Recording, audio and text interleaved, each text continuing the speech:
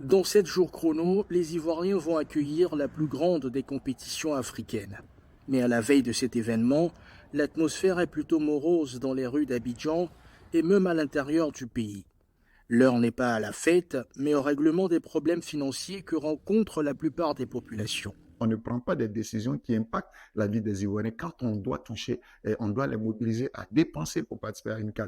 Vous savez, une CAN, ce n'est pas seulement le ticket, c'est se déplacer, aller au terrain, c'est acheter tout ce qui est autour, tout ce qui fait de la communication, de la visibilité. Et malheureusement, quand on touche à l'approche de l'Ivoirien, à la fin de cette CAN, en augmentant le coût de l'électricité, ce sont des éléments inhibiteurs qui touchent au cerveau, au moral de l'Ivoirien et qui font aujourd'hui qu'il regarde à distance cette CAN.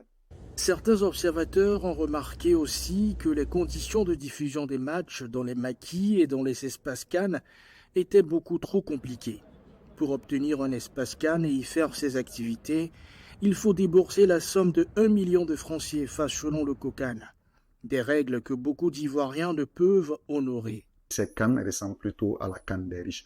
Malheureusement, nous sommes désolés de le dire parce que tout ce qui a été mis comme restriction, comme communication, ces éléments n'ont pas favorisé une adhésion populaire et vous le voyez, sans oublier le contexte morose de la cherté de la vie. D'autres spécialistes du ballon estiment pour leur part que la période des fêtes de fin d'année pourrait justifier cette atmosphère morose. Les dépenses effectuées pendant cette période limitent les ambitions des Ivoiriens. La fête, on y met de l'argent.